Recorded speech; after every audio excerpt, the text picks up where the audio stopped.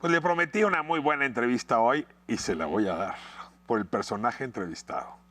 Alejandra Cuevas, quizá usted la recuerde si pongo la portada del libro El Verdugo, la va a recordar mejor. Estamos hablando de una mujer que vivió una enorme injusticia, increíble injusticia, a la luz de todo el mundo. Por fortuna, hace 1 año, 7 meses que dejó la prisión, donde estuvo, por cierto, 1 año, 7 meses encerrada de manera absolutamente injusta. Y a propósito de este libro, pues me ha concedido esta conversación. Alejandra, qué gusto tenerte aquí en Calle 11. Te abrazo muy fuerte. ¿Cómo estás? Ricardo, pues primero agradecerte a ti la invitación y cómo estoy, pues contenta, contenta con el lanzamiento del libro, Ricardo, muy contenta. Dicen que la mejor manera de curar heridas es acomodar las memorias. Y dicen los que saben que acomodarlas por escrito es a la vez la mejor manera de encontrar, sanar algunas heridas. ¿Te dio algún bálsamo? ¿Te entregó alguna medicina? ¿Te devolvió alguna paz al cuerpo? El que te hayas puesto pues a narrar por escrito los episodios más complicados que viviste alrededor de la injusticia provocada por el verdugo. Ahorita hablaremos de la injusticia, pero te pregunto por el ejercicio de escribir antes. Sin duda, Ricardo, tú eres escritor y mejor que nadie lo sabes. Es una catarsis la que se tiene cuando se escribe y pues yo lo que hice en los 528 días fue escribir diariamente un día.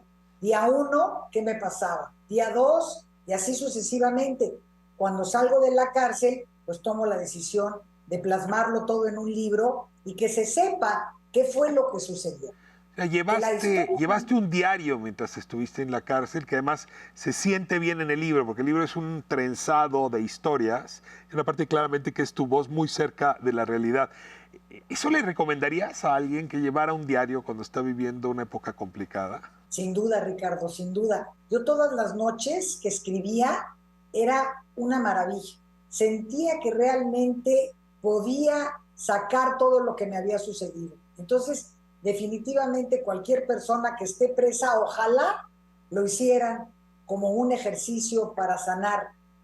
Y claro, a la hora que se escribe el libro, pues ya traté de hacerlo lo más sencillo, Ricardo. Tú conoces la historia desde los pañales, desde que empezamos, y conoces lo compleja que fue. Es una historia muy, muy Entonces, compleja, porque en efecto se te acusa de haber participado en la muerte del marido de tu madre con quien tú no vivías y a quien solamente visitabas los martes. Esa acusación no había prosperado ni un milímetro, pero quien te acusa es el fiscal general de la República, lo cual pues nos hizo suponer a todos que por eso prosperó. Una de las injusticias más grandes que nos ha tocado ver, y justamente sobre ese tema quería abordar la segunda interrogante. Alejandra, este es un país injusto por el cúmulo de injusticias que se observan, ¿no? Las personas desaparecidas, el nivel de violencia, la arbitrariedad de las autoridades, la arbitrariedad de las empresas criminales. Sí, no, no es un México pacífico, estamos lejísimos de ahí. Y en lo individual me pregunto cómo debe uno resistir ante la injusticia, sobre todo cuando estamos ante un caso como el tuyo, de una injusticia enorme y justamente a la luz de todo el mundo. ¿Qué consejo a 1 año, 7 meses nos dices de cómo resistir, cómo sobrevivir, cómo, te diría incluso vivir con gracia, porque te veo un rostro de gracia ahora frente a la injusticia? pues mira, Ricardo, yo creo que la única manera de resistir es hacer conciencia de por qué te están sucediendo las cosas, para qué estás ahí, que fue lo que yo hice. Yo cuando llegué me empecé a decir, bueno, pero ¿por qué yo? ¿Pero por qué yo? Si yo no soy delincuente, si yo nunca he hecho nada, ¿por qué yo? ¿Por qué yo? Hasta que cambié la mentalidad y empecé a decir, ¿para qué estoy yo aquí? Entonces ahí es cuando cada vez veo que la injusticia es mayor, que mis hijos pelean más, que mis hijos ganan las instancias, que mis hijos hacen y hacen y hacen, y las autoridades cierran y cierran y cierran, y todos coaludidos, todos están a favor de Gertz. Entonces ahí es cuando realmente empiezo a pensar, tengo que hacer algo para sobrevivir y estar bien. Y lo que también aconsejo es ocuparte, Ricardo. Si tú estás ocupada Si tú estás ocupada, tus días son mucho más rápidos. A De ver, esa manera, estoy creo que entendiendo bien. Tú fuiste una víctima. Además, insisto, no una víctima escondida debajo de un sótano, una víctima en una vitrina, a la luz de todo el mundo. Y sin embargo, no te victimizaste, no caíste en la tentación de la victimización. No alcanzo a entender qué tiene que ocurrir en el espíritu de una persona para que no se someta a la condescendencia propia. Es decir, no acabe lamiéndose las heridas en lugar de empezar a ver más allá de las heridas propias. Mira, Ricardo, creo que yo llegué a la cárcel con muchas herramientas. A las herramientas les llamo, yo había estudiado budismo, había estudiado logoterapia, había tomado muchos cursos de espiritualidad. Entonces, todas esas herramientas, pues obviamente a mí me dan todo el valor y toda la fuerza para poner en práctica todo lo que aprendí en la teoría. Entonces, eso es súper importante y es lo que me mantiene atada a la tierra, pero sabiendo que voy a salir, teniendo la esperanza, que nunca la perdí, de que yo iba a salir y que iba a predominar la justicia ante tanta maldad de parte de Alejandro, y no nada más de parte de Alejandro, porque te hago un paréntesis. ¿Qué pasó con Ernestina Godoy? ¿Qué pasó con Ceballos Orozco? La juez del 67, todos están metidos. Entonces, todos tuvieron culpa. Pero Déjame, déjame ahora regreso. Yo creo que el siguiente segmento le dedicamos justamente a la relación con el poder, ¿no? Y tu caso. Pero déjame cerrar con un tema más de lo personal. Eh, a partir de, digamos, toda esta formación tuya, que es bastante sólida, entiendes muy bien la diferencia entre el yo y el nosotros. Y a veces, para salir del dolor del yo, vale la pena abrazar a los otros o a las otras, que fue tu caso. Tengo muy presente este asunto de que compraste litros de pintura para pintar Santa Marta, que te diste cuenta que los colchones costaban muy caros y que la gente estaba durmiendo en el piso o tenía pésimos colchones y les compraste colchones. Pero una vez que saliste, empezaste a pagar la defensa de tus colegas, de tus compañeras. Entiendo que llevas en 12 mujeres que estaban privadas de la libertad, que están en la calle, digo, en la calle libres, ¿no? Ahora han dejado la cárcel. Te pregunto, a ver, ese viaje del yo hacia el nosotros, ¿cómo ocurrió? ese viaje creo que es de los más maravillosos que he hecho, Ricardo, porque cuando yo estaba libre y cuando yo llevaba mi vida, siempre había yo dicho, tengo que hacer algo por el otro, que ayudar en un hospicio, pero decía yo, no, los niños me dan mucha tristeza porque me acuerdo de mis nietos, mejor viejitos, no, pero es que los viejitos son muy difíciles. Nunca encontré, en toda mi vida nunca encontré a dónde hacer un servicio social. Todo se me complicaba, decía yo, pero ¿a dónde será? ¿Dónde será? Y la vida me lo puso. Las mujeres El universo privadas me de la puso ahí. libertad. Ajá, el universo me puso ahí. Déjame irme a ¿No? corte y hablamos de ellas. Quiero saber quiénes eran tus compañeras que en mucho eran distintas a ti. Y en mucho acabaste tú siendo muy parecida a ellas. Déjame irme a corte y nos cuentas de esta parte.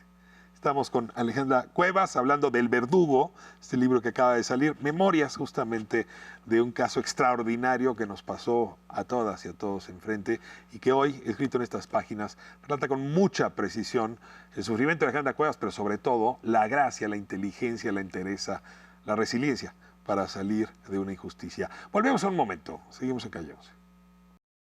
De vuelta en Calle 11, estamos hablando del Verdugo, libro de Alejandra Cuevas, sobre este episodio terrible que le ocurrió de haber sido acusada injustamente de un asesinato absurdo. Afortunadamente la Suprema Corte de Justicia la liberó y desde luego pues mostró la fabricación que hubo sobre su caso. Alejandra, gracias por escribir este libro y porque nos haya servido de pretexto para esta conversación. Hay distintas maneras de aproximarse a una injusticia. Y si me equivoco con lo que voy a decir, te ruego que me corrijas.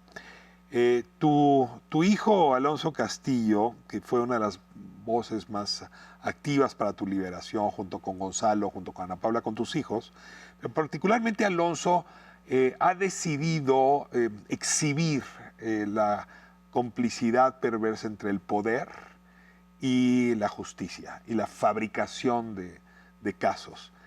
En tu caso, tú has preferido abrazar a tus compañeras privadas de la libertad y rescatarlas de la injusticia de otra manera. Si yo te fuerzo a poner esas dos maneras de enfrentar la injusticia, te ruego un poco que las describas, que las contrastes. Supongo cuál es la que tú prefieres, pero has de entender también muy bien el papel que juega Alonso. Mira, muy compleja tu pregunta, pero definitivamente creo que yo también estoy haciendo la de Alonso. Cada que puedo, denuncio. Cada que tengo la oportunidad, hablo y digo todo lo que pasa. No en la magnitud de Alonso, pero las dos cosas se llevan de la mano. Se puede ayudar de la manera como yo estoy abrazando a mis compañeras que siguen ahí y unas que ya salieron y 12 que ya llevo afuera que las he logrado sacar, por un lado, pero por el otro lado, cada que puedo hablo. Las dos maneras es la manera como la que haces justicia, Ricardo. Déjame Esa sería... regresar a la manera como o donde tú has puesto el énfasis o el acento. En México hay muchas mujeres privadas de la libertad injustamente porque les fabricaron algún caso.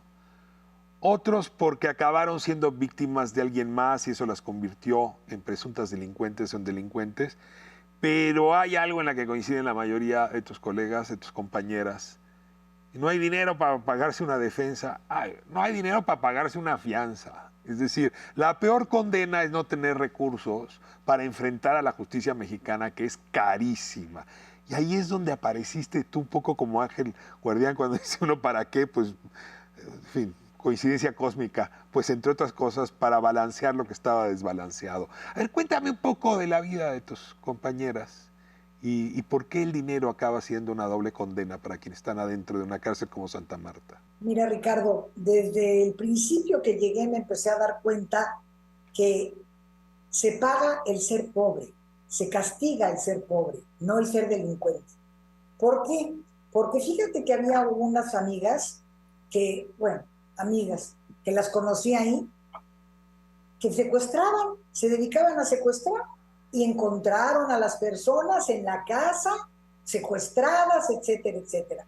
Yo dije, bueno, estas no van a salir nunca. Y ellas en una ocasión me dijeron, porque eran dos, venían juntas, vamos a salir en 2, 3 meses. Y yo dije, ¿cómo van a salir después del secuestro? Salieron a los 3 meses como me dijeron. ¿Por ¿Por qué? qué?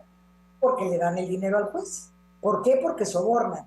¿Por qué? Porque tienen dinero. ¿Y qué pasa con la amiga que se robó las latas de atún? Ella no tiene dinero para pagar la multa y ella se queda casi 5 años. Ahora te comparto, porque ha sido una gran alegría la que acabo de tener hace una hora, hora y media. El abogado pro bono, uno de los abogados que me ayuda, me habló y me dijo que, bueno, me escribió, me puso, nuestra muchachita sale hoy en la noche.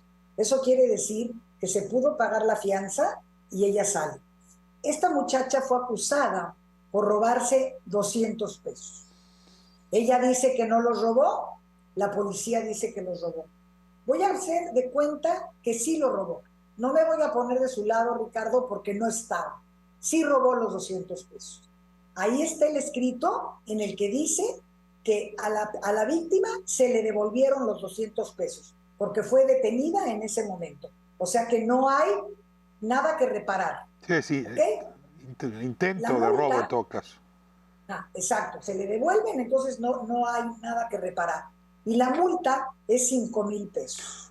O se queda casi 4 años, 3 años, 9 meses Y tú en pusiste cárcel. los 5,000 pesos, el abogado, y Así gracias fue. a eso está afuera. ¿Tiene hijos ella? Lo puso, el dinero lo puso mi amiga y el hermano de mi amiga es el abogado.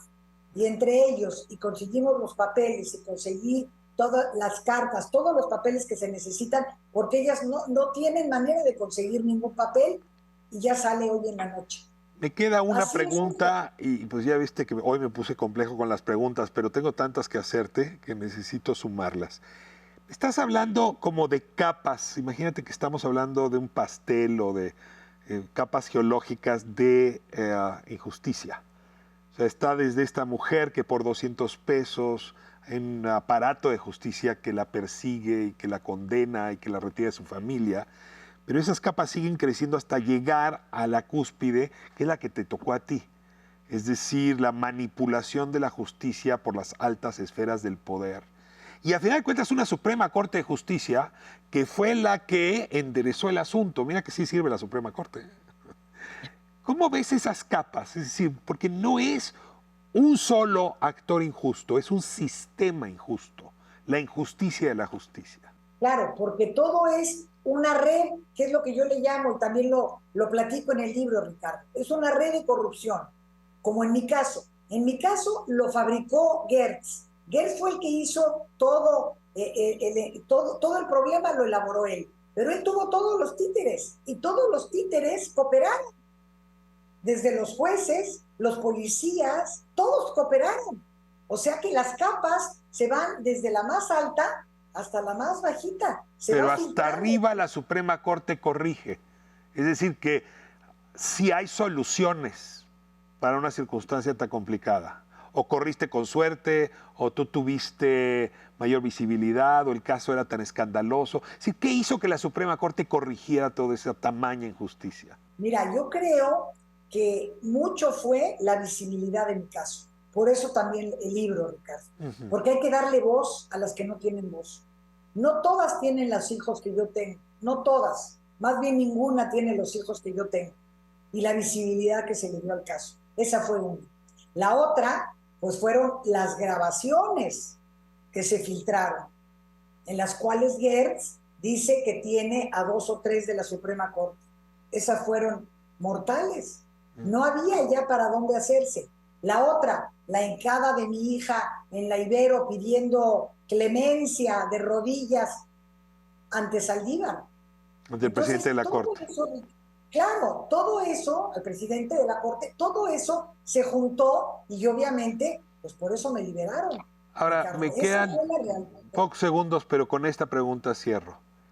Y sin embargo, después de demostrarse que lo tuviera fabricado, que la acusación era injusta, que hubo tanta corrupción, pues hay un juicio social, hay un libro, ¿no? Hay una opinión general, pero no se emprendió una acción legal contra tus fabricantes. Si tus fabricantes son tan poderosos que le pudieron dar vuelta a la página y hoy, 1 año, 7 meses después, han hasta de dormir tranquilos. Bueno, no sé, ahora que salió el libro no sé qué tanto. Hay una suerte de frustración con eso. Sí, Ricardo, sin duda hay muchísima frustración porque todos están en sus puestos, todos están en sus puestos y unos están en mejor puesto. En premio a la maldad que me hicieron, fueron ascendidos. Claro que hay una gran frustración. Y ahora no hay abogado que tenga los pantalones, que me quiera ayudar a defenderme en contra de Gertz para llevar el juicio de que le devuelva a mi mamá la pensión. Tú nada más calcúlale. ¿Cómo no va a haber frustración? No hay abogado, no existe. Todos me dicen, contra Gertz Manero, no. Calcúlale cómo me siento, Ricardo. Alejandra Cuevas, el verdugo, el delito que inventó el fiscal general de la República para cobrar una venganza personal. Editorial Planeta, Alejandra Cuevas. Gracias por impedir el borramiento de la memoria, que es una de las mejores maneras de resistir. Muchas gracias, Alejandra. Gracias a ti, Ricardo. Un beso. Grande para ti.